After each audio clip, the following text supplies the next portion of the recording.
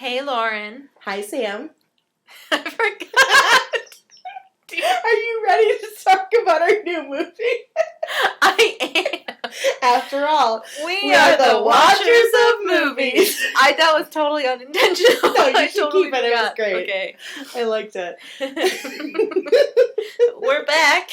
We are back. Sorry, guys, about being gone for like a month. It was because of we had Christmas. shit to do. Yeah. Yeah, we had family shit we had to do, I'm sure that everyone understands. So, we decided that we are going to discuss our least favorite tropes. I'm excited to do this. Yeah. Because there's a bunch that I really get annoyed of. I made a really long list of Do you want to go first? major ones and minor ones. You want to go first? You want me to go first? Oh, boy. I don't know. Did you want to go last or what? Why Why don't we go one at a time? Oh, okay, I'll go, yeah. you go. Okay. Okay. So I'll go first. Okay. That works. Okay. So one of the biggest tropes that I don't like is a sassy minority character who can't be in a fancy restaurant and who swears at improper times. Yes. That it's really super drives me nuts. offensive, too. Yeah, I think, like, if they're in a fancy restaurant and the bill comes, the sassy minority character usually loses their mind at how expensive things are. And they, like, make a lot of noise and, like, say a cuss word that makes other fancy people, like, uncomfortable. Yeah. And it just really bothers me. And I feel like they being minorities, that's bad, maybe. But no. Are very often cast as loud and obnoxious characters. And Yeah. I think that that's, like, an offensive thing that needs to stop. Yeah, I agree. Okay, mine is when it's in horror movies, when someone closes the fridge and there's someone, like, standing right behind Oh my like, where the gosh. fridge closes. Like, that, it drives me nuts because I think it's really lazy storytelling. I just think it's, like, it's just a jump scare, and those are bad. Yeah. You know what I mean? Like, if you really want to, like, make your audience scared, don't do jump scares. Yeah, I will top that. Well, not top it, but add to it and say mirror shots and window, like through window shots. I also don't like because if I see anything that could potentially create that, I always cover my eyes. So I know what you mean.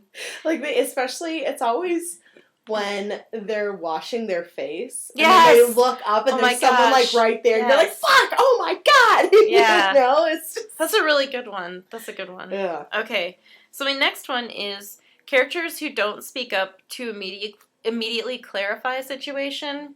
A lot of the times it comes in a relationship issue between friends or lovers. Like some misunderstanding happens, and it would be so easy for the character to just say, "No, this is what was happening," but instead they're just like paralyzed and like constipated, and they can't speak up, and then whatever they're in the fight or the tension just lasts for multiple scenes. And I think in real life, I feel like somebody would fight a little bit harder.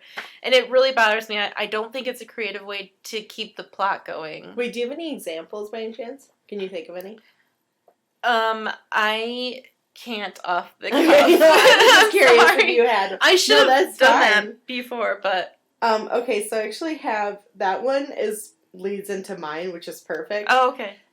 It's when a couple is like married and they don't talk about whether or not they want kids before they get married. Oh, yeah. It's like, what? Okay, I'm sorry, but that's a huge thing. That's not something that someone's going to change their mind on because they're like, oh, I guess I want a child that's going to cost me tons of money and spend all my time on. Like, whatever. It's like, why don't you guys talk about this before you get married? Isn't that trope always like... It seems like it's generally the woman is like, I'm pregnant. He doesn't want kids, but now that he knows I'm pregnant. Yeah, or he'll change his mind. Yeah. I hate that. Like, oh, I'll change his mind. Like, well, first of all, why would you want to do that? Why would you want to be with someone who you have to change their mind on whether or not they want a child? Yeah. And I don't know. And it was in an episode of Brooklyn Nine-Nine. That's where it came up. Oh, okay. And, it was done in a way that wasn't so cliche and tropey, but it drove me crazy. Yeah, I don't like that either. I don't like... I mean, that probably goes hand in hand with the terrible, this isn't on my list, but the terrible tropes of people, like we talked about in the Christmas movie episode, when they meet and they get married, they get engaged instead of just dating for a little while. Yeah, yeah. And so maybe they get engaged within like 3 days. Yeah, they get engaged because, like, oh, we just made eye contact. I guess we should get engaged.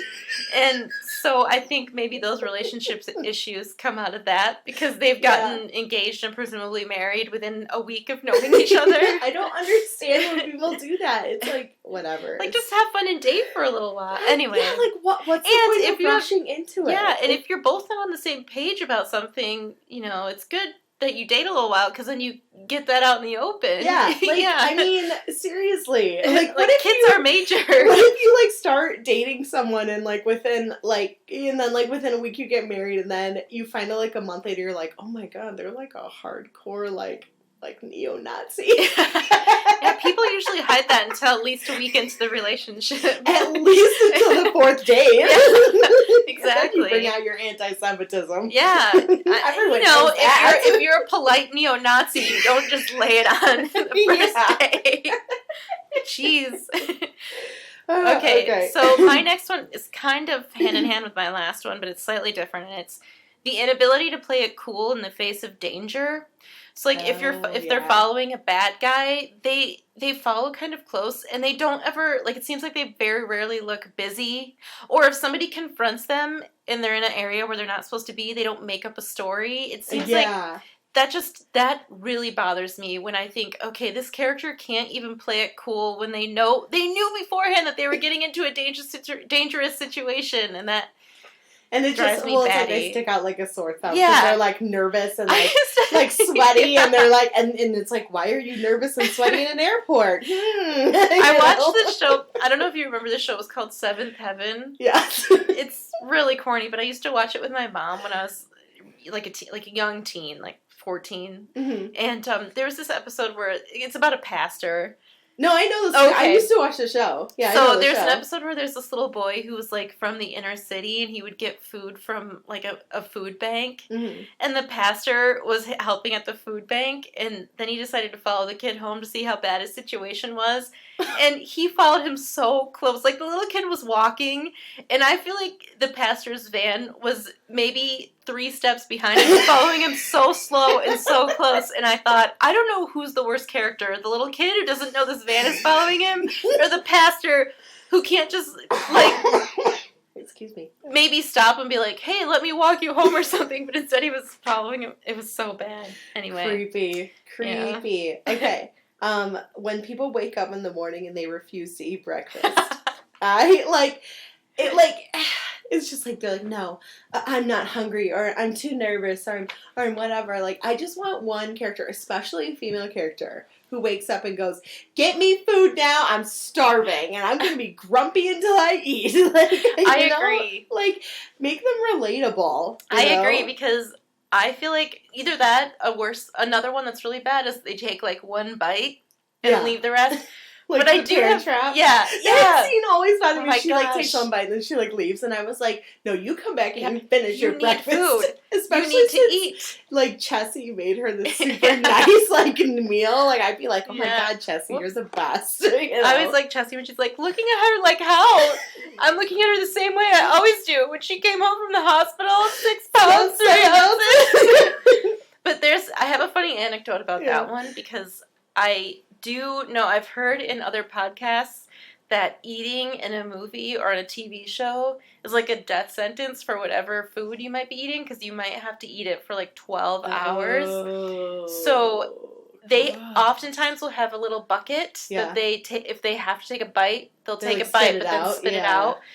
And like there's a podcast for the two of the women who are on The Office. Mm-hmm. It's called The Office Ladies Podcast, and they tell some really fun little anecdotes about behind the scenes. And they said one of them was saying that there was a mint chocolate chip ice cream cake one day that was in a scene, and she was really excited because she loves mint chocolate chip and she loves ice cream cake, and so she was taking like real bites for a long time. And then she said by the end of the day it was like torture to even take the tiniest little bite. So So yeah, I think maybe partially the reason that people eat weirdly on movies is because of that, but at least make it seem like they're gonna eat and just Right. cut to something else or Right, something. exactly. Yeah. Like they're like, oh, okay, and then you can cut to the scene. Like no one Yeah. needs to see them eat. We just need it implied. Exactly. Like, yeah, that's what I mean. It's just no, like, I totally agree with you. Also, Um, my neighbors. I don't know if I got new neighbors or not, but it's like they frequently host dance parties on weeknights. So if there is music coming in the background, it is because of that. Are they playing right now? Have you heard it? It keeps going on and off. But I swear there was one night hear a couple anything. weeks ago where it was like for hours.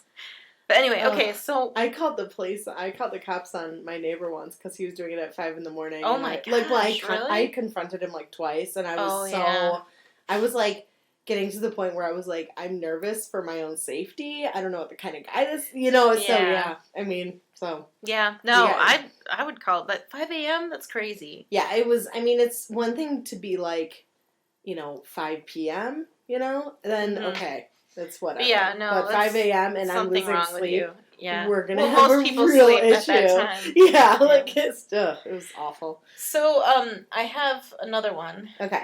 And it's heartfelt moments that come during a big presentation.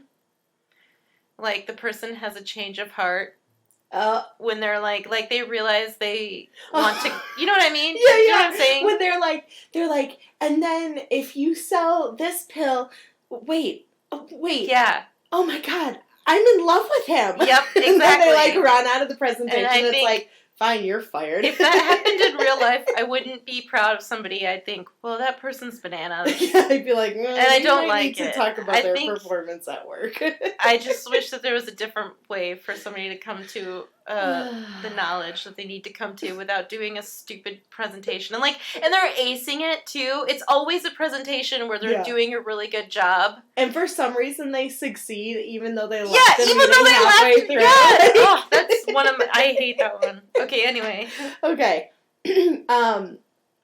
So this one, my primary example that I was thinking of was the Lego movie. However, I also feel like the Matrix could work into this. So it's when the guy who's just like a regular dude turns out to be like the one, like who's really good at something, like the master builder in the Lego movie, but then there's a female who's actually like better and has been doing it longer. Yep. And for some reason she's not the one, but this regular boring dude is. I hate that. I hate that as well. That's a really good one. And it's super sexist, too. And actually, that's why I dislike Finn in the new Star Wars movies so much. Oh. That's exactly why. It's because he got to use a lightsaber before Rey did. Oh, see, I didn't see that one yet. And I remember sitting in the theater and I was pissed off because Finn didn't seem like he was like a chosen child. Like he didn't have any force abilities or anything. And suddenly he got to use it. And I talked to Mike about this, and he was like, "Well, Rey ran away scared," and I was like, "Yes, I understand that." Wait, is that the second one? No, it's episode 7, The Force Awakens. Oh, okay, it's the first one. And I understand. It's episode 7. It's the first one of the newest ones. Yes, thank you. That's what I meant. Okay, so I have seen that one. I haven't seen the other ones, and I've saw Rogue One. I fell asleep. So you didn't really see it. I really hated it. Anyway, I understand. I didn't fall asleep, but I almost did. Anyway, she ran away and everything. But to me, and I know this is a corny phrase, and I don't like it, but from a girl power standpoint, I just really wanted her to at least use the lightsaber first, and then if she had to throw it to Finn, I think I would be okay with it. But I was really mad that he got to use it first because that seemed super backwards to me because they're building her up for a lot of the movie. Anyway, so I agree with you. I think that's a really good example. It's like, it drives me nuts because it's like, what? Why? Why is he the one? Why? He hasn't done anything. He just started doing this. Yeah. No, that's good. The Matrix, I think you're right. The Matrix, the Lego movie, there's a lot. I'm sure there's... Oh, there's so many. Plenty more. But those are the ones I can think of. No, that's good. I like it. Because the Lego movie, that's why I really started noticing that trope, and I started getting really irritated. Mm-hmm. And I was, so irritated that they would do it, especially in a kid's movie, when it's like, we're trying to teach girls that they can like, do anything they want. Yeah. And having something like this that's thrown in their face where it's like, oh, it's a normal, boring guy who's super average and not good at anything or remarkable in any way, but Yep. she's, like, an extraordinary person. Let's just make him, Yeah. So, That's a really good one. do you have any more? I have more, but I think... Do you want to, like, split this up and we'll do next? Sure, yeah, we can Okay. talk more. I think we should get on to the movie. I'm really excited to talk Me too. about the movie. Okay. So today we're talking about Once Upon a Time in Hollywood. Yes. And I wrote down, like, all of the notes. So, what did you think overall? I liked it. Mhm. I liked it. Yeah, I liked it. I liked it a lot more than I thought I would.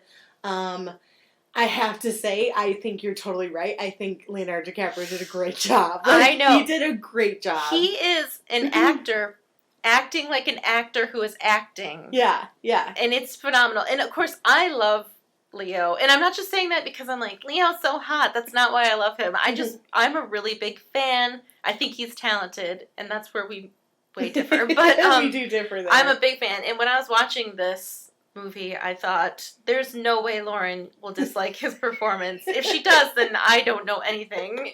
Like, I might as well just throw my TV out the window. You're like, at this point, why do we even have a podcast? Yeah, what's the point? My bad. Sorry. Okay, I hit the table with my elbow. No, I liked it. I thought he did a good job. I thought he was an interesting character. I actually think that to me, the most interesting character, the one I was really focused on, was Brad Pitt's character, Cliff. Yeah, I liked him I a was lot, like, too. every time, like, something happened with him, I was like, this fucking guy, what's he gonna do? You know? Yeah, So, I really liked I liked both of them. I liked the buddy story. me too. I liked Oh, I have something about that, everything too. about it. The only thing, and I'm still on the fence a little bit. I don't know how I feel about Quentin Tarantino's, like, changing history stories. Yeah, that But- definitely took it in a way different. I love Inglourious Bastards, and Inglourious Bastards is so bonkers and batty that I don't mind that they, like, rewrote history and they said they killed Hitler in a theater. You know, I like all that. That doesn't bother me at all. But in this movie, specifically, at the end, the whole tone of the movie changed, and it suddenly got a narration, Yeah. and it became like a well, crime no, it story. had a narration in the beginning. A very small That's true, narration yeah. that disappeared for most of the last, like, the second half of Act 1, all through Act 2, and then all of a sudden in Act 3, it's like, oh, there's a narrator. Yeah, that is, that's So- kind of weird they did that. And I found myself, this is going to sound morbid, I think you'll accept me, but I found myself getting really excited because I thought they were going to do the Sharon Tate murder. Right. And I thought, wow, I've never seen a movie about this. This is going to be dark, you know. And I knew it was going to be violent, but I was kind of excited to see a movie adaptation about it. And then it went totally off the rails. Yeah. And I don't dislike the ending. I liked it. I I just did was a too. little bit disappointed that they didn't do the actual story. Me too. But, so I don't mind that he, like, changes history, because it's called, like, Once Upon a Time in Hollywood, so that doesn't necessarily bother me. I was kind of like, oh, I have to rethink this now, Right. because it did not go where I thought it was going to go. Well, that's like how when I was texting you during it, and I was like, oh, the guy that plays Charles Manson in this also plays Charles Manson in Mindhunter.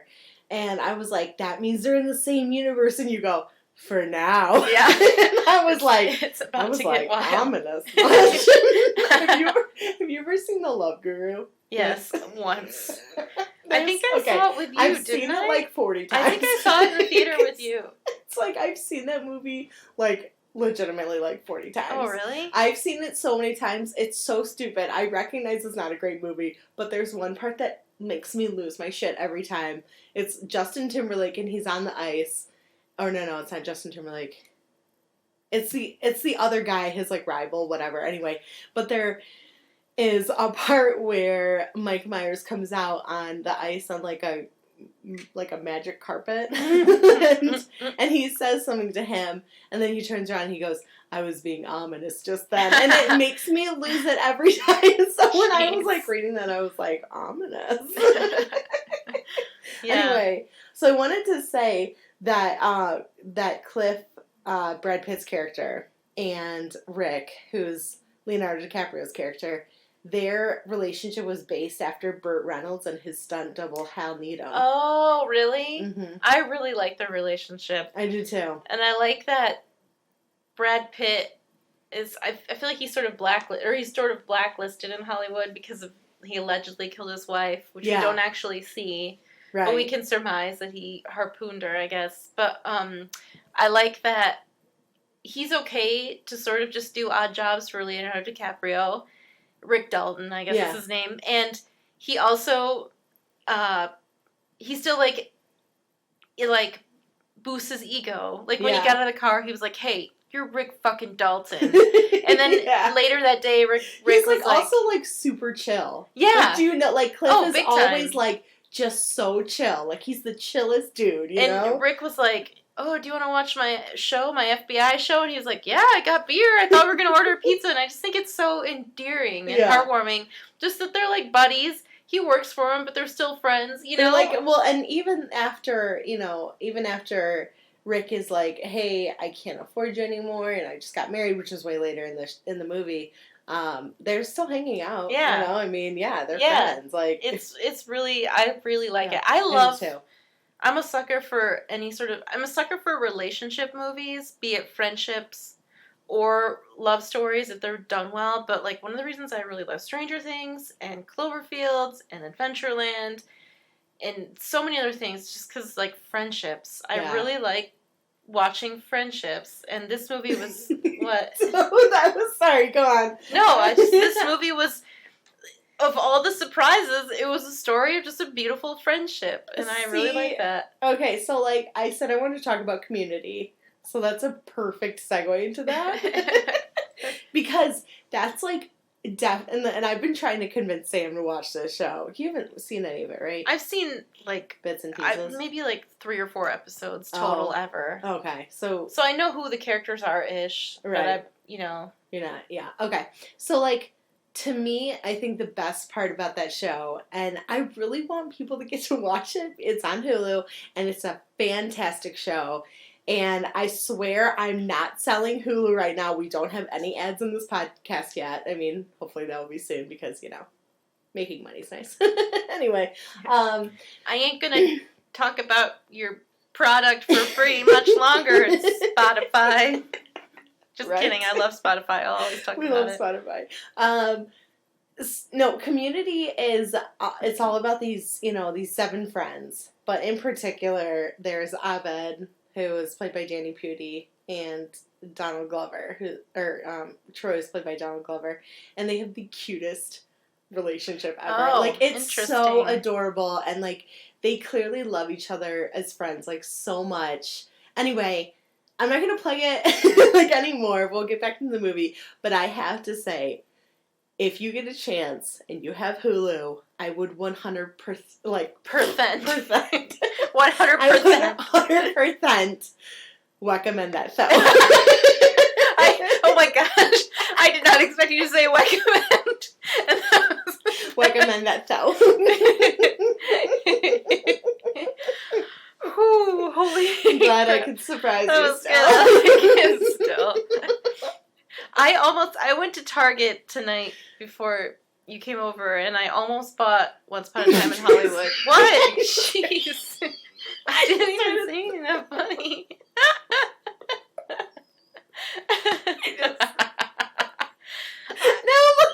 I almost started thinking about something. Oh my gosh. Like, a rabbit taking a test. That's crazy. That, wasn't it? Wait, were we on the podcast or were we in person in the meetup when I said that we were married for? Oh, it was our last episode, our Love Actually episode. That's right. You said we were married. So we were married. We friend married. Anyway. Yeah. Lauren and I met as friends, and we had a friendship for a while, and then we became friend engaged, which is the way you're supposed to do it. And then we got friend married. Make sure when you I don't friend marry somebody after the first date. When you friend date, make sure you friend date long enough to know that you want to get friend married to them. The way you said that just reminded me of Jenna from 30 Rock. I love her so much. So anyway, Oh, I almost God. bought the movie because I saw it Saturday and it's Mhm. Wednesday, and every day I thought about it, and every day I get like bigger hearts in my eyes about it. So I would recommend it. And I heard yeah, at least I was 2 thinking about it reviews. today. Yeah, like Yeah. there was a DJ, a popular radio host in our town who, Mike told me this, I didn't hear it firsthand, but who said it was really boring. And my Oh. own father said it was terrible and boring. What? So I heard both of Glenjamin? those. Yeah. I heard both of those before I saw the movie, and as I was watching it, I was on the edge of my seat the whole time. And I really liked I liked it too. I liked the whole thing, and the whole time I was watching it, I was like, am I watching the same movie as these people that don't like it? But Yeah. I don't know. I thought it was really good. I mean, I think that our tastes are. Oh, now I hear the music. Yeah. Wow. Yeah, you're right, I don't know. that's not- I think he was learning to play guitar recently because I feel like he played the same like I don't know, chromatic scale over and over again. But now it sounds like he's playing piano, and sometimes I don't know what they do. They have all the They instruments. had a in their really bad apartment. fight. Oh, did they? Like the week before Christmas, they had a terrible fight, and Could you hear what they were saying? I could hear what they were saying. And at one point, the man said, "All right, you cut me. I'm bleeding." And I don't think. No, I mean like with her words. I don't think she actually like. No, cut him. yeah, I figured. And then what I do when that happens, like any normal person, I mute the television so I can hear them better. like any yeah. And No, then I would totally do that too. I'd be like, wait, they're fighting. I gotta hear And this. then one of them slammed the door and presumably left, and I thought about calling down to keep it going, like, hey, you didn't talk about this yet. No, I don't know. Anyway, they're very loud. I hope they hear me right now. And they're like, oh, anyway, these loud. These two are famous now. But anyway. The famous next doors. Yeah. Mm-hmm. I think they're right below me. Oh, the famous belowers. Yes. Belowers. Anyway, I love this movie. Yeah. I probably will buy it eventually. It's good. Yeah. And I have some interesting... Did you have something that you want to talk about? I do not. So I have I will, but... an interesting tidbit that really surprised me. So I'm watching the movie with Mike, Mm-hmm. and we get to the scene where... So there's a scene early where Charles Manson... You don't know he's Charles Manson. I mean, Right. you can guess. Goes up to the residence where Sharon Tate and Roman Polanski live. Mm-hmm. And he, like, is looking for the previous tenants. And Emil Jerry Hirsch... Melcher. Yeah. Emil Hirsch's character, Jay Sebring, Mm-hmm. says, oh, they don't live here anymore. And he goes, you can, you've got to leave or whatever. And I knew it was Charles Manson because I know the story of Sharon Tate. Right. So a little bit later in the movie, Brad Pitt takes the little hippie girl home to Pussycat, back to the Spahn Ranch, Mm-hmm. the movie studio where like the Manson cult lives or whatever. And Mike paused it and he said, are these women living in some sort of cult or something? And I said, Oh, he didn't know Mike, the story? well, he obviously knew who Charles Manson was. Right. But he didn't really know who Sharon Tate was, and he did not know the story of Sharon Tate. Oh. So he was watching the movie with a totally different perspective, and I was so fascinated by that. But I didn't tell him.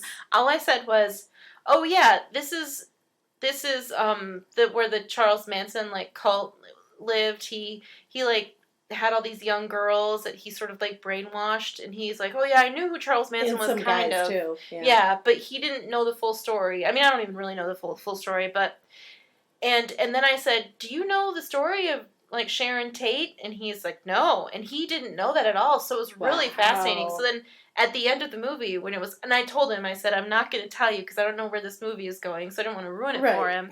And at the end of the movie, we were talking about the ending, and I said, okay, so in real life, Sharon Tate and the people in her house get murdered like brutally, and he goes, oh, so it was really interesting.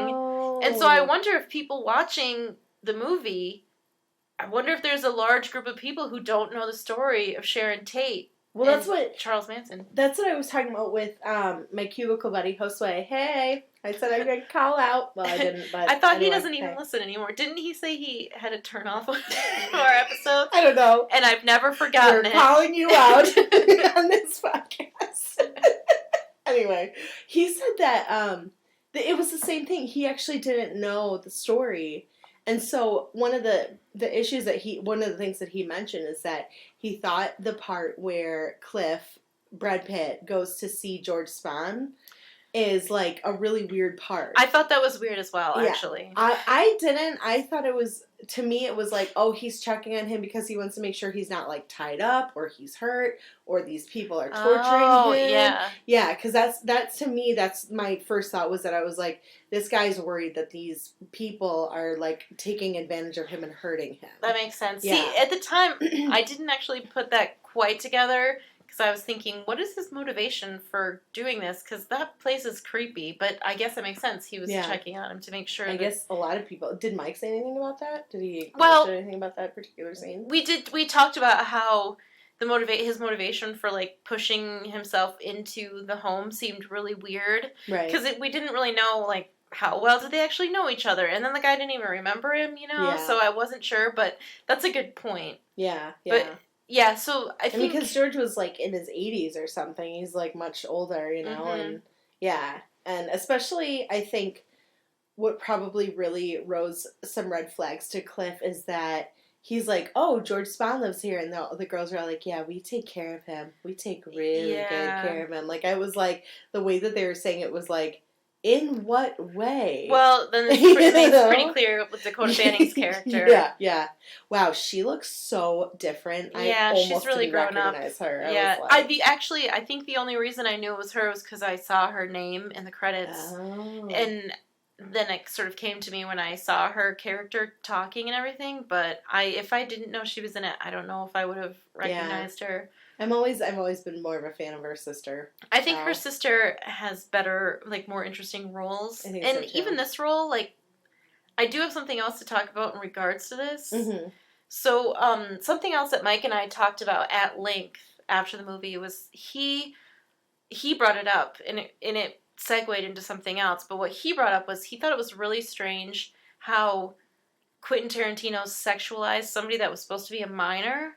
Like, the hippie pussycat. Like, she was, like, leaning into his car, and there was, like, big butt shots, and then she offered to, like... I have something to say about that. Go on, though. Well, she offered to, like, give Brad Pitt oral sex, and she was, like, sitting very, like, sensually, and I think... And I was talking to you about it, and I was like, well, I think part of it was to show, like, Brad Pitt, maybe he did kill his wife, but he's still kind of a moral character because he wouldn't have sex with her because he knew she wasn't over 18, but also it is really weird how sexy Quentin Tarantino made this presumable minor seem to the viewer. Right. Because she was very pretty, and like I said, and Mike pointed out, there was like butt shots and like sex was offered. And then I think, and I agree, like that's really strange. I'm like nodding, like thinking people can see me, but yes, I see what you mean. Yeah. And then they get to the ranch, and Dakota Fanning's character says that she had sex with George Spahn, and then you get back to the bedroom, and he's like old, and the bedroom is really gross. And I was thinking, the women in this movie are not portrayed in the way that Tarantino usually portrays women. Margot Robbie's character is a fine character, but I don't think she exudes any sort of like strength or toughness, really. I think she's just sort of like a tertiary character to tell the story. But the women on the ranch, none of them are like exceedingly tough or like street smart. Well, maybe street smart, but they just, like, most of his women characters, I feel like sort of kick ass. Mm-hmm. And this movie kind of took a turn, and he didn't really have that, and that surprised me. Well, so as far as sexualizing the young girl, I do know that the girls of the Manson family were encouraged by Charles Manson to like offer sexual favors to men to try and bring them into the family. Oh, to bring them into the cult? Yeah. Oh, yeah, so she did keep saying to him, Charlie's gonna love you. Yeah. Charlie's gonna love you. That's why she was so over-sexualized. Oh, okay. Yeah, you should tell Mike that. Or well, I hope he can listen. I don't know, Yeah, but I think like it is a really strange thing to like sexualize a minor. Yeah, I did a little bit of research after this because I was like, I want to go in knowing what I'm talking about. So that's not a Tarantino thing. That's like a historical. That's a historical thing. Yeah, that makes a little more sense. Okay, and actually, I do have something to say about the way that she was portrayed. That Sharon Tate was Sharon Tate was perfect. Anyway, I read in RollingStone.com that it's a depiction that's fairly true to the real Tate, according to those who knew her best. And this is, in quote, she was so sweet, so kind, intelligent, and lighter than air in every way. And Margot did a beautiful job of portraying that, end quote. Tate's sister Deborah had told Vanity Fair, adding that she cried when she heard Robbie's voice as Tate for the first time because, quote, she sounded so much like Sharon, I actually got to see my sister again. Oh, wow. End quote. And I read that and I got, like, really touched by that. I was like, oh, that broke my heart a little bit. I really liked when she went to the movies to watch her movie, and she was so happy when the audience was reacting. That part was so cute. It made me so happy. Like, and she got all excited like during that scene where she was like doing the fighting too, like in her seat. It was and then very everyone good. Cheered, and she was like, "Yay!" Yeah, I love Margot. And she just she was so friendly with the theater staff, even though they didn't fully know who she was. She just had extreme grace under, I guess, that circumstance. Yeah, she was so sweet. Which makes her story like all the more even sadder, intense, you know. Yeah. Oh, so I did want to say that Dakota Fanning's character, her nickname is Squeaky, and the reason she was called that. I thought I knew when we were watching it why she's probably called Squeaky. When George would touch her, she'd squeak. Oh, that's not why. Oh, okay. He was on such a loud springy bed. I thought that was why. No. Anyway, but she actually had tried to kill Gerald Ford. Really? Yeah, she tried to shoot Gerald Ford, and she went to prison for it. She begged Charles Manson to come to her trial because she was so obsessed with him. Yeah. Gee whiz. Yeah. She actually was not so bizarre. She did not have any attachment to the Manson murder. She did not kill anyone. Because that was only 3 people. Oh, okay. Yeah. Well, yeah, that's what they. Well, and then there was another set of murders called the La Bianca murders, and I think there might have been a couple more people in that, but it's not really in relation to this movie, so I don't really necessarily want to bring it up, you know. But yeah, so Squeaky had tried to kill Gerald Ford, and oh my gosh, yeah, isn't that crazy? It is crazy.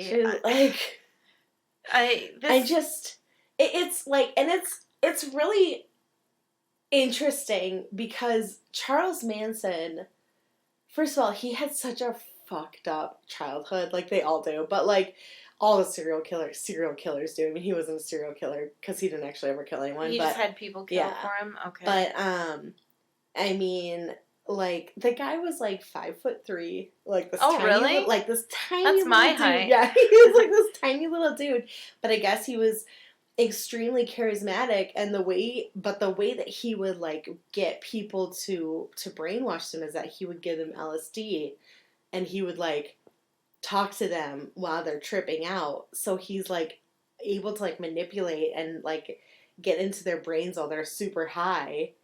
And convince them of whatever he wants them to, because he wouldn't get high. He would stay. Yeah. So man, that's so weird. Yeah. So anyway, I did a bunch of research. I listened to a bunch of podcasts. No, I think that's interesting. I listened to Morbid podcast. Thank you, ladies, for doing that episode. It was great.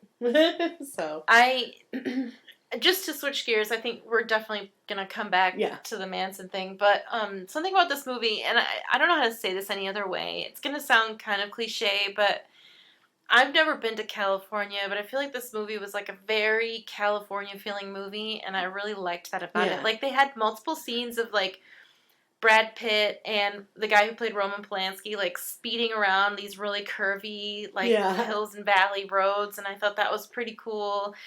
And I loved, the movie set, the sound lot or whatever. I love the Western sets. Yeah, I love those Western sets. Every time I see them, I know, me too. So cool. When we were watching the movie, I said to Mike, I would really love to tour a studio Me lot too. because I would love to see like this Me fake too. town. So I think there's something also, and I see it in Quentin Tarantino because I've seen it in his other movies, and I think he just loves movies. Yeah, oh and yeah, big I time. love that. I love movies about making movies because I think people who make them just have a deep passion for cinema. Yeah. And that warms my heart. I can't not enjoy it. And Yeah. I really, really like that because I recently, I listened to a podcast that Brad Pitt and Leonardo DiCaprio were on, and they were talking about how Quentin Tarantino is so smart about movies. Like, you could give him some obscure trivia, and you could say, who was the sound editor on this French movie in the 1930s, but not the one that ended up working, the one that got fired, and he would know it. Know. Yeah. That's amazing. And so I think his love for movies and music, all of that, like that, those two medias, I think really shines through in all his movies, but maybe his love of movies none more than in this one. And Yeah. I really appreciated that about it. I think I might like Tarantino more than I thought I did. Because when I was younger, I didn't really like him. I think my tastes have changed significantly since I was in my teens. It's certainly got a lot more violent. That's for sure. A lot more bloody, a lot more violent. But now I'm kind of like, I remember like not really being super into Kill Bill, and like I liked Pulp Fiction, but I could take it or leave it, But I do remember liking Django Unchained. Okay. I like that one. Actually, I did think Leonardo DiCaprio did a good job in that one. Whatever. Oh, story's changing. Leave me alone. And I love Titanic. Which is not a Tarantino movie. No, it is not. It's a James Cameron movie. Yeah. Something I really have always loved about Tarantino, because unlike you, I've always liked his movies, is his dialogue. It has a specific cadence, and I love it. It's magical. Because he writes them too, doesn't he? He writes them, and he just has this ear, and I think it's just a beautiful thing. It's like its own form of poetry, and it's really tight, and it's well done. And Mike and I have talked about this, and I think sometimes he borders into like soliloquies in a sort of a pretentious way. So I don't think the subject matter is always good 100% of the time. I think sometimes he's like looking at himself in the mirror when he does it, Yeah. So it's, like anything else, it sort of ebbs and flows. But I think overall, he has an amazing talent for just creating his own version of poetry with his movie dialogue. And I agree. I really like it. Yeah. I liked the movie. I was not surprised that I liked it, though. I was pretty sure that I was going to. Yeah. And of course I loved little Julia Butters, who's the cutest human being on the planet. She plays Anna Cat in American Housewife, which we both love. Her character in American Housewife is one of my favorites. I love her on the so show. much. But she was I loved her. Like, I'm like, she's got, like, confrontational skills that I wish I had. You know what I mean? Like, this little girl is like, I do not like to be called Pumpkin Puss, but we'll talk about it later when you're less upset. And I was like, she's amazing. Before we watched the movie, I was talking to Mike about movie tropes, and we were going to talk about tropes. Yeah. And we had a little bit of a discussion. And then when she showed up and started talking to him, Mike said, this is one of the tropes I don't like. It's precocious children. And I tend to agree with him. I don't like children who, like, outsmart adults. I don't really either. But I think she gets away with it because she's a Hollywood child. Yeah. In the movie, she's supposed to be, like, a kid who didn't have a normal childhood. She was probably raised by stage parents, Oh, and, I mean, she's 8 years old, and she's like a big part in the movie. And so Mike and I kind of talked about that too. He said, yeah, she didn't have a normal childhood, and so I think it works for her character to be like that because she's not a normal kid, Yeah. Yeah. But she doesn't do it in a way that's, like, really annoying either. Like, it's in a way where you're like, this kid's kind of cool. I love it. I love it how she tells him she wants to be called her character's name. And then later, when he does that thing and he throws her on the floor, Yeah. after they get all cut, he uses her character's name, and I think it's so cute. Is it like Matilda, I think? Maricela. Maricela. Maricela? Yeah. He's like, I hope I didn't hurt you there. And she said, I wear padding. And she was She's so so excited. cute, I I loved know. it. I really liked Their it. relationship was adorable. Like, when they were filming and they were like, and she was like, oh, yeah, that one part, he said a joke. Luke Perry said a joke. And then Oh, yeah. It wasn't that funny. I can't even remember what Yeah. the joke was, but I was like, do I just, like, not get it? Yeah, Like, I don't think this is funny. I Like, don't think it was funny. But they were, like, laughing in the way that they were laughing. I was like, this is pretty cute. I think something clever about it was that the joke was a joke within the movie they were making, but in the movie that they were actually in, we are not privy to that humor. The movie is very, like, meta, I think. Yeah, it was It's like a movie about a movie, right. and an actor acting, you know. Right, yeah. And then, like, okay, so that part where Rick forgot his lines and he was, like, in his trailer having, like, a breakdown. Oh, gosh, yeah. And he's like, you could have had 3 fucking whiskey sours instead you had 8 fucking whiskey sours. And then he's, like, starts drinking out of the flask and he's, like, like everywhere. Like, sorry, I probably spat. No, it's okay. But, go ahead. there's, like, these little, like, bits and pieces in Tarantino movies that are funny. You know, and I like that. I like the, like, comedy within the drama. Yes. You know? Mm-hmm. Yeah, makes it interesting. I really enjoyed the overarching message of him sort of being past his prime. Me too. But no one is more hard on him than he is to himself. Mm-hmm. It seems like everyone he works with has the utmost respect for him. They all like his performances. And what I think is so brilliant is, I feel like I'm talking like somebody in a like a DVD commentary or whatever, where like, oh, such a brilliant performance. But in this performance, what won him the Oscar. I for love, Century. yes, exactly. I love that when he's Rick Dalton, he has kind of like a tick, like he has like a weird blinking tick, and he has sort of a stutter.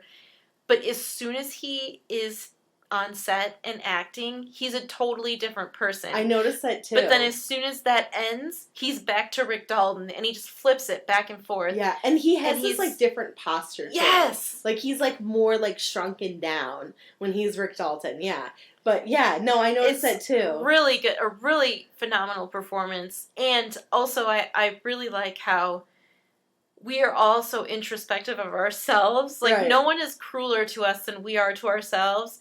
And so when you're watching him, and when the people in the movie were watching him, they could see his talent, but he couldn't see it. Because just the simple fact that there were younger people who were sort of taking over, which isn't necessarily saying he's bad. It's just, you know, he's not in his prime anymore. Right. I mean, well, and I think, well, okay, so, like, I don't know. I guess, was Rick Dalton kind of considered a heartthrob? I assume so, yeah. Yeah, I think that's a big part of it, too, is that, you know, like, when you come on this scene as a heartthrob, which he did, although he did have a bunch of other movies under his belt before he started Titanic, and that's kind of really what made him the heartthrob, but, like, whereas Leonardo DiCaprio has had a very successful career in all sorts of different roles, someone who comes onto the screen as a heartthrob and they play, like, a specific part over and over again, when you start to realize that, like, oh, I'm getting in my 40s, I'm getting in my 50s, whatever, you know, like, no one really wants me as, like, a cute teen heartthrob anymore. I'm getting too old. Exactly. I can see how he would just be, like, it just drags him down. He feels like he's not good enough. He feels like he's not worth it. And the reality of it is that he is, but he's just not as young as he used to be. Yep, exactly. You know? And that happens to a lot of actors, I think, nowadays, where, you know, they are very famous, and they're very famous for a short while, and then all of a sudden they disappear, and then they go off the deep end, you know? And, I don't know, like, do you ever think about, like, what happened to, like, Jonathan Taylor Thomas? Because I think about him every now and then. I'm like, what is he doing? At the risk that JTT may be listening, I don't think about it. No, I have wondered, because, like, they started playing... I'm just kidding. I say specifically him, but also, like, no, other... I'm mainly joking, because they have started playing Home Improvement on syndication again, and I have found myself thinking, like, does he just have a job that he goes to every day? Does he work in an office or something? And does he say, like are people, like, don't get stuck in the break room with Jonathan because he'll just start talking about his days in Hollywood, the glory days? That's like, it makes me wonder with people like that, just any celebrity that's like that, where they were really famous and then they're just, I'm like, what do they do? Do they like, I always imagine them like working in a coffee shop for some reason. Like they're just like, they don't really have life skills. So they're kind of like working in a place that's like, you know, like you're learning this one. I'm not saying that like baristas aren't talented or anything because you guys make amazing coffee. Love it. Like, please keep doing what you're doing. But I'm just saying, it's not like you need to go to school for a trade or anything, you know. They're just like... I think I have to go to Starbucks school. Just kidding. No, Starbucks school. I know what you mean. All of the coffee places have to go to Starbucks school. Yeah. It's interesting. I have thought about that about some actors or actresses that have sort of disappeared. Yeah, like what happened to you know? Mm-hmm. How do they make money, you know? They work like the rest of us. I guess so. Yeah. Yeah. It'd be funny, though, working in a place where you're like, you remember that guy from that movie? And then people are like, yeah, I remember him. What happened to him? And you're like, he works over there. That's him over there. Like, can you believe it? Former heartthrob. Hey, Jonathan, how are you doing? It was like, I just brought you like a muffin. Like, I hope you like it. Oh, you're married? That's weird. Like, it's fine. Isn't it weird to think, this is going way off the rails, but I sometimes think about, like, teachers I had. Uh-huh. When I was in first grade, I had a teacher, and her name was Mrs. Blank, and she was very young. She was, like, young and pretty and fun, and now she's probably pretty old, because, I mean, that was, I don't know, 30 years ago, and she was probably 25. Oh, my God. That's crazy. She's probably almost 60 now. That's crazy. And I think every day of my life, she lived a day. So all the things I went through, she went through like a whole lifetime. Yeah. Isn't that wild? It's like, well, and that's actually called, there's a certain term for that. It's called sonder. Oh, it's when you start, like... No, like when the realization that other people have rich, like, yep. interesting lives outside of your own. And it's funny how we, like, don't really think of that. And it's like, oh, yeah, you are a person that's rich, like... I sort of... like... Not like you, like not like your friends, but you know, like just a random stranger. No, I know like, exactly what you mean. You are a person that has their own trials and tribulations. Yeah, I don't know. I was thinking about, I'm going to take this to a pretty dark place, but the movie went there. So, yes, I did read the Wikipedia page about the Manson murders. Okay. And I was thinking about how that night, outside of the movie, in real life, has a reality. And that's terrifying. Yeah. Like, in reality, these people were just at their home, and psychopaths came and murdered them. Yeah. And it's, like, really disturbing. I mean... Like, these were real people. Dude, and I have... terrifying. Like, with the whole Sharon Tate thing, so she was 8.5 months pregnant. Yeah. So she was super pregnant. And she was begging them to, like, she's like, take me hostage, just let me have my baby, and then you can kill me after. Oh my gosh, really? And they killed her. I didn't see, I just read the Wikipedia page and I skimmed it because I've heard that, like, multiple places, and I was like, damn. And, like, and they was, didn't like, even kill her for her mom near the end and everything. Oh my gosh. I know. They didn't even kill them because they had a vendetta against them. It was the house. It was... Okay, because so the actually, people before them it was had turned Terry down Melcher. Yeah, because... Sorry, I'm digging you. No, so, the family had lived with someone named Dennis Wilson, who was part of the Beach Boys. And actually, he stole one of Manson's songs. And he, like... Yeah, I wrote it down. Hold on. It's, let's see. He stole the song Never Learn Not to Love, but the Manson song was called Cease to Exist. So he, like, changed the name. Like... That's pretty shitty. Anyway, so they lived with Dennis Wilson, and then he was friends with Terry Melcher, and who lived in the Polanski house originally. And Terry Melcher was kind of like, I'm not interested in your work. I'm not interested in your music. And Manson took that to a whole new level. And yeah, and he and he basically just, like, attacked a bunch of people that were at this home. Just because it was the house, not the people. And they were, they were trying to create a race war. They were trying to make it so it looked like it was the Black Panthers that were responsible for the murder. Oh my gosh. So then when they did the La Bianca murders too, which I know I didn't say I'd really get into, but they were trying to, like, they were, like, writing on the walls or something to try and make people think that it was the Black Panthers. Oh, okay. So it was, like, a racially motivated, but it was also, like, a personally motivated murder. And, it didn't have to make any sense because it's murder. It doesn't have to make sense. Like, it can just happen. Right. And, yeah, so...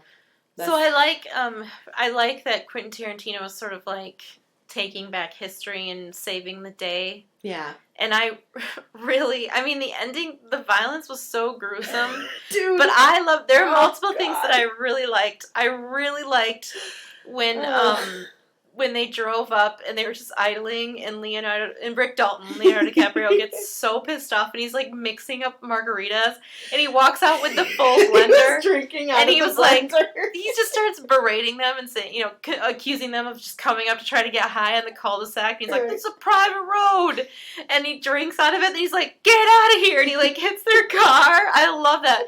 And then they leave.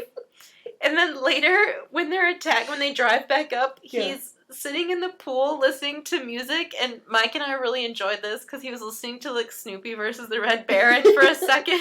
I don't even know that was a band. It's a song. Okay. But, never mind. I didn't even know that was a song. I just the comedy of him with headphones on, listening to any music, but that music in particular, while something happens behind him, really is funny. And then later, after the fact, when Jay Sebring comes down from the Polanski house and goes, "What happened?" Leo is like, "I torched a hippie in my pool." And I love it. It's so good. It's so good. Oh my god, that scene in the beginning when he's like, "Oh, this is really hot," and he's, like, holding the flamethrower, and he goes, "Can we do something about the heat?" And the guy's like, "It's a flamethrower." I love that. Made me actually laugh out loud. Oh, and Mike noticed when Brad Pitt's character went to fix the antenna, and the flamethrower was in like his little supply cabinet on his property, and Mike was like, "There's a flamethrower from the movie." So then it came back in when Leo went and got it and torched the woman. I also really liked. What a way to die. Yeah, can you imagine? She, like, died brutally. Yeah, they all did. Yeah. I think if I was gonna die anyway, I think having your head bashed in would probably be the best because it's the quickest. It's so quick. It was very. I expected it to be violent because that's his shtick. That was horrible though. That head bashing. I had my hands over my eyes. I was like, nope, no. And normally that stuff doesn't necessarily bother me, but that was, like, too much. I was like, oh god, okay, ugh. Yeah. It was intense, but I feel like maybe, like, Tarantino was, like, using it to get his demons out about maybe his anger at them. Maybe I don't know if he's, like, in my head. I sort of wondered if he was a Sharon Tate fan, and he just, like, wanted to have retribution for the horrible things that happened to her and retribution for all the people that the Manson family killed, but. I don't know. A terrible group of people. I really liked when Brad Pitt beat up the hippie guy and made him change God. his tire. Clem? That's gross. He got pretty violent, but I really like that Brad Pitt is like, oh, and I'm jumping all over because I'm really excited, but when he is fixing the antenna, he, like, jumps from the wall to the roof because he's a stuntman, so he has all these skills. Yeah. I like how that came into play, but I just like that he can take care of himself. Like, he can handle himself. He was very cool. But, okay, so the guy, well, he was cool and scary, but, so the guy that he beat up, Clem, was his name, was a real person. Really? A real person, yeah.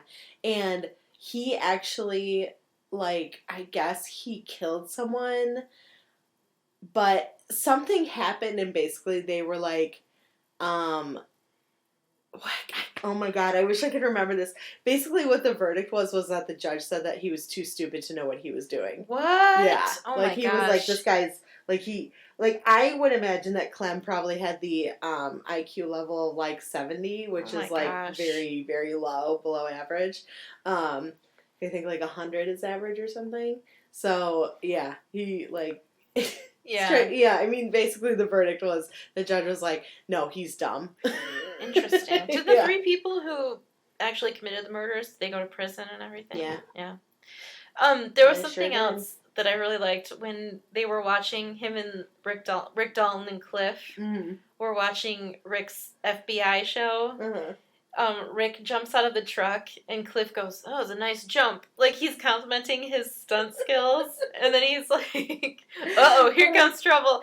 And it's just so cute the way he sort of like boosts his ego. And Cliff is like Rick's biggest fan. Yeah, I really like. They're buddies. Yeah, it was a bromantic. It was really good. Bromantic as hell. I like also the historical figures that showed up, like Mama Cass and Michelle Phillips and Steve McQueen. Steve McQueen, yeah. And Roman Polanski, obviously. And who else was there? I feel like there was other people at that party. There was... Oh, Bruce Lee. Oh, yeah, Bruce Lee. So a lot of people, I guess, complained that his portrayal was kind of racist. Of Bruce Lee? Yeah. And that people didn't like the way that Tarantino had made him such like a bragger, because I guess that in real life Bruce Lee was really humble, and he was like, yeah, I can't defeat Muhammad Ali or Cassius Clay Muhammad Ali because Muhammad Ali would beat me, basically. And people were upset because they're like, well, Bruce Lee wasn't really like that, so why did you portray him like that? So interesting. Yeah. I am very unfamiliar with Bruce Lee, so I don't know. Like, I mean, I don't think I've ever seen any of his movies. So, yeah. Yeah, anyway. I don't know either. But, so you know that the Manson family was really obsessed with the Beatles?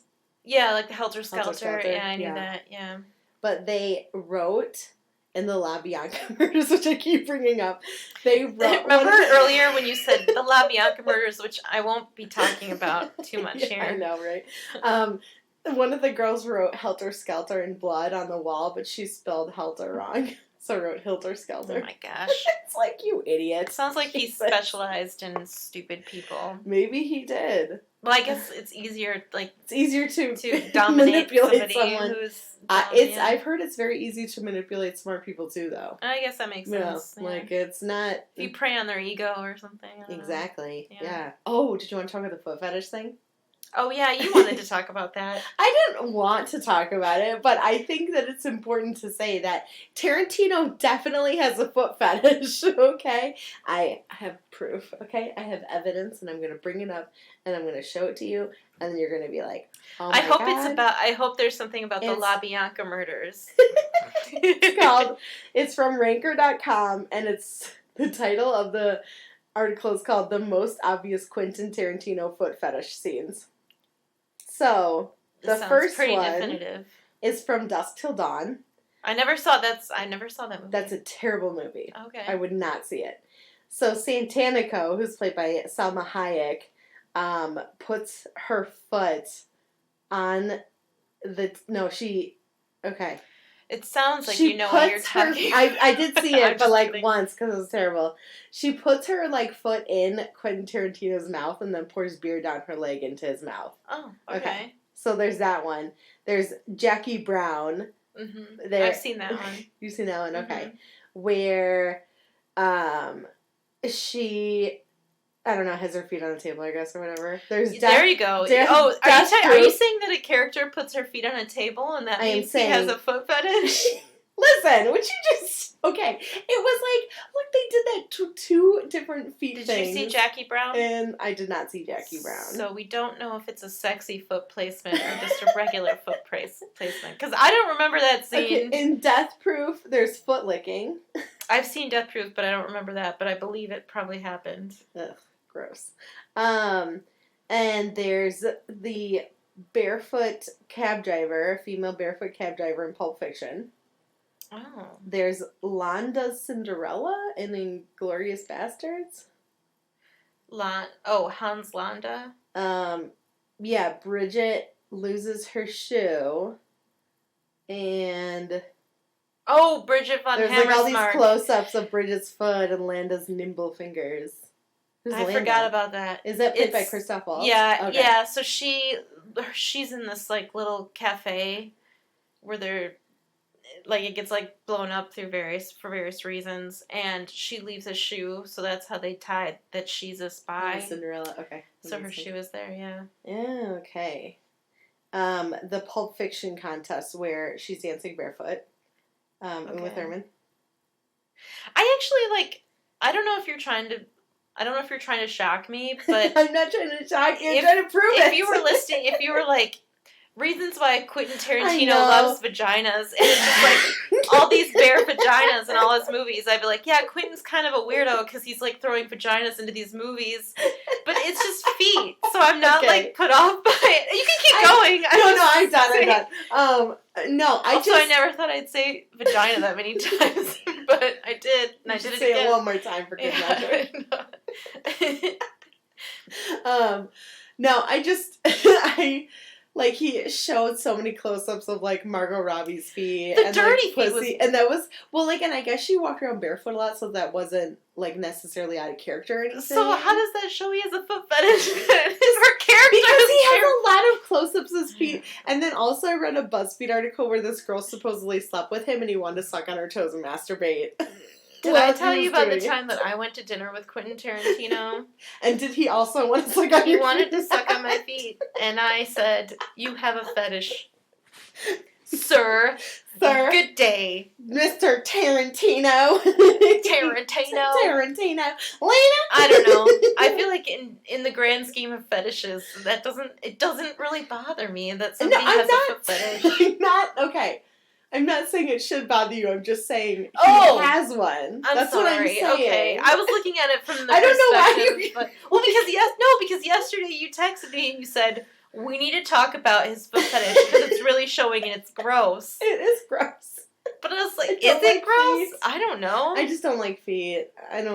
I guess. I don't think feet are. I don't mind feet. I don't okay, ears. Yeah, I think ears are kind of gross. What? It's like if he showed close-ups of like ears a lot, that might gross me out. Really? Oh yeah, you kind of have a thing I have with a like weird earrings. ear thing. Yeah. So I can see. I guess if I think about my ear thing, but instead of ears, it's feet, then I guess it kind of makes sense why you would be grossed out. What we have to learn is to see things from other people's perspectives. Exactly. No, I wasn't trying to shock you. I was trying to prove to you that he had one. Okay. That is interesting. But the dirty feet, like Mike even pointed out that he showed like dirty feet multiple times in the movie, and it was kind of weird. I got a little mad at Pussycat because I thought, "Are you going to clean that window for him?" Because she put her feet right on the window, dude. Well, like I told you about how there's that song where there's a like, "Put your pretty feet up on my dash." Like, it's a country song. I could tell because you sang it in the country voice. Which. The second I hear those lyrics, I turn it off because it makes me so angry because every time I hear that song, I go, if someone was in my car and they put their nasty ass feet on my dash, they're about to find themselves with no feet. Yeah. Just, I don't put myself in situations where I will accidentally hear a country song, so maybe you should try that. I don't know. Oh, I kept hearing it at my old job. That's what it was. Because they would play the radio. Yeah. So, like, I couldn't choose what I wanted to listen to. So, every time it came in, I'd be like, oh my God, I hate that song so much. It sounds like a good song. Breathe. Oh, it's just so dumb. And then she sings it, too. So, I'm like, so you're saying that you want him to put his nasty-ass hobbit feet on their dash? Like, they're not pretty. Hobbit feet. We didn't talk about hobbit feet. Well, I'm just saying, I assume that all men have hobbit feet because my father does. What? That's not true.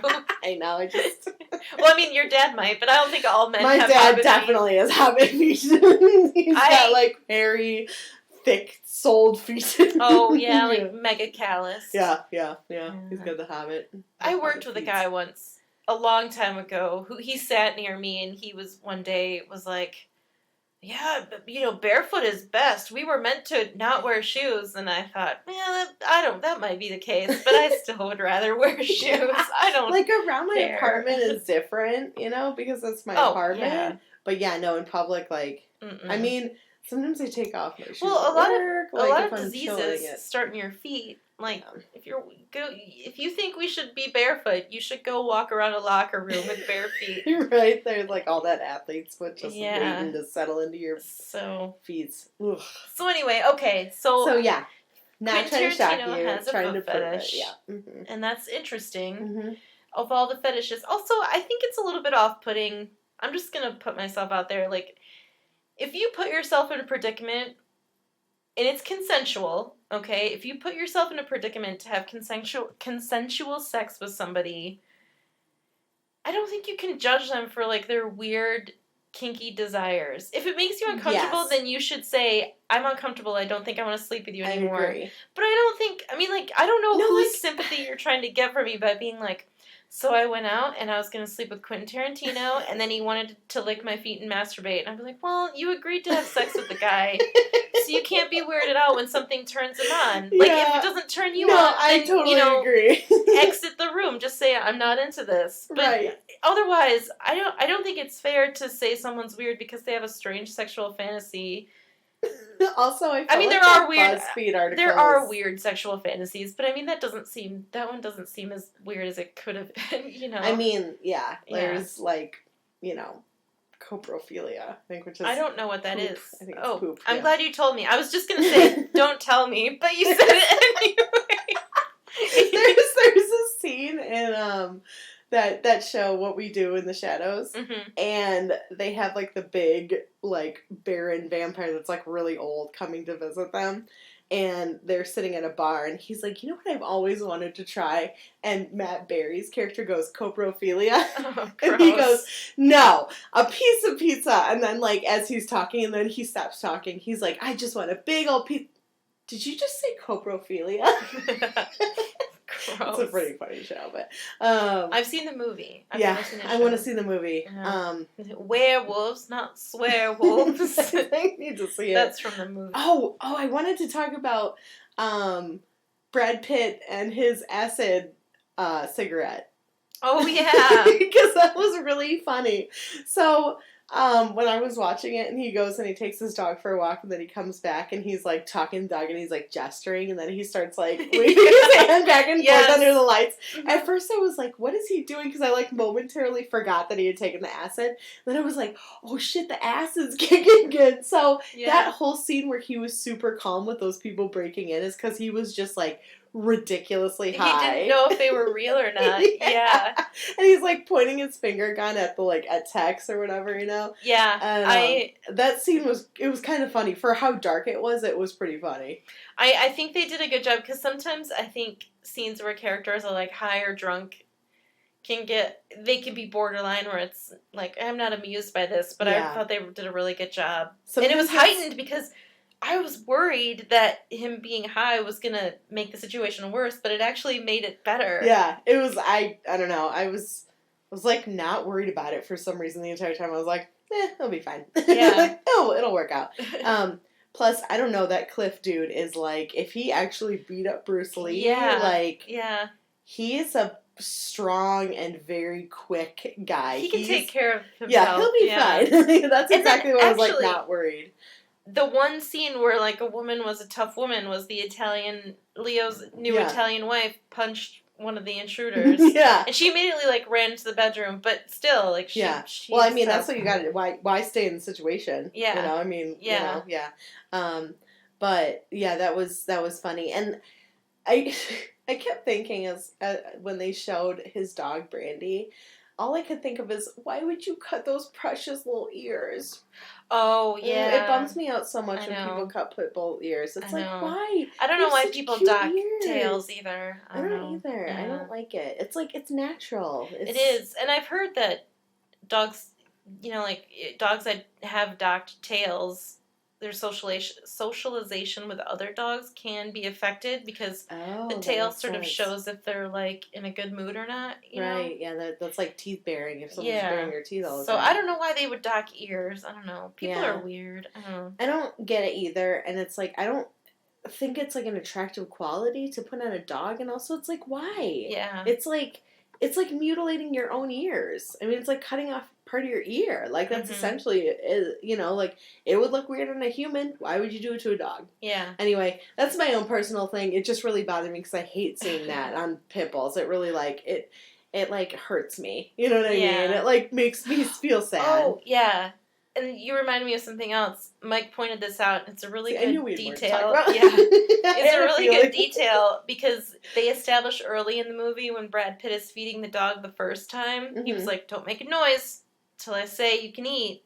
Because if you whine, I'll throw it away. I'll throw your food away." Well, the dog hears the intruders coming up. Uh-huh. And so the dog is torn because Brad's about to feed him, but he wants to Right. bark. But then he barks because he knows that somebody's coming. So I really like that. Yeah. Like, the dog is Such a even doing good a dog. good act. Like, the Yeah. dog is a good actor. The dog was a great actor. So, yeah. And then Mike Uh. pointed out also that he follows hand gestures because he was Uh-huh. going to attack, and Brad Pitt, like, put his hand up. So And he, it was like a stood whistle, down. too, that he Yeah. followed. Yeah. So I Yeah, thought that he was really was- cool. That was a scary, like, Mhm. that was an attack dog. Like, what a cute dog. That Yeah. was a sweet dog. It was Oh, cute. yeah. I liked also when he's sitting in Leo's living room and he's like, "I got a cigarette dipped in acid today. Do you want to? I'm gonna store it at your house. You can smoke it if you want to, but save some for me." Yeah, I love that And then part, too. Leo goes, "I don't need it. My booze don't need a helper," or something like that. I really liked it. Like, yeah, he's like, no. Like, I was curious as to, I guess I didn't realize that, like, putting acid in a cigarette was a thing, you know? I didn't either, and Like- it looked like a lot. I mean, I thought looked you like just a lot, put a little too. square on your tongue. That's what I thought, too. Like, it dissolves on your tongue, and that's, like, enough, but it's not, Yeah. it looks like, did he smoke that whole I thing? 'Cause was- that's insane. Probably not, I guess. Yeah, like, I hope you think not. you would be able to save that for multiple times. Yeah. You know, but I don't guess. know. I don't think mean, so. it could be different though. You know, it could be because when you're putting it on your tongue, it's directly dissolving into your saliva. You know, Yeah, that's true. versus like a cigarette, which is just going into your lungs, so it could be less of an effect. That Yeah. could be it. Yeah, Yeah. because it just depends on the chemical and all that stuff.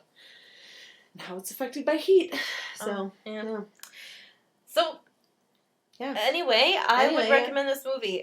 Now I I would feel like hope- I'm done. Yeah, I hope if you watch it, I hope that you Yeah. enjoy it, and now you know the full story. And I would recommend looking into the story too before watching the movie. Yeah. Just because then you'll know what you're getting into. You'll understand that, like, you know, George Spahn, like, let these people. Because we didn't talk about that. The girls were, like, they were all able to live on the farm because they helped him out at the farm. And Yeah. also they were having sex with him. Yeah. So, yeah. But, So- I mean, Mike didn't know the story, and he still enjoyed the movie, so Yeah. it's enjoyable, but I think, yeah, I would recommend looking at the It's history definitely as well, different yeah. from the real Mhm. story, for sure, because a lot of people died that night. It was pretty brutal. Yeah. Yeah, so. So watch it and enjoy it. Yeah. And, And if you wanted to watch an accompanying movie about Sharon Tate, there's also the Hilary Duff movie called The Haunting of Sharon Oh, Tate. boy. Uh-oh. It looks so stupid. I haven't seen the trailer, but I'm just going to guess it's real bad. Anything called The Haunting of, like, Sharon no. Tate. So you can find us She on... wasn't haunted. You can find us on Spotify. Well, Uh, maybe she haunted the house afterwards. No, it was like... It was I guess we'll have to watch the It was- movie. No. It was like the premonitions of what was going to happen Oh, to boy. her. Yeah, Okay. that sounds really dumb. So she was haunted by it. Yeah. So find us on Spotify, SoundCloud, Yep. iTunes, Yep. Instagram, Yep. Facebook. Yep. We are the Watchers of Movies, though on Instagram we are called Watchers of Movies. Yeah. And if you want to send us any suggestions as to what we should watch next or talk about next, we have watchersofmovies@gmail.com. Yes. And, or you could, DM us on Instagram or send us a message on Facebook. Either way, whatever you want to do. Yeah. It's all good. Let us know. Good And either way. we will see you next time. Okay. Bye. Bye.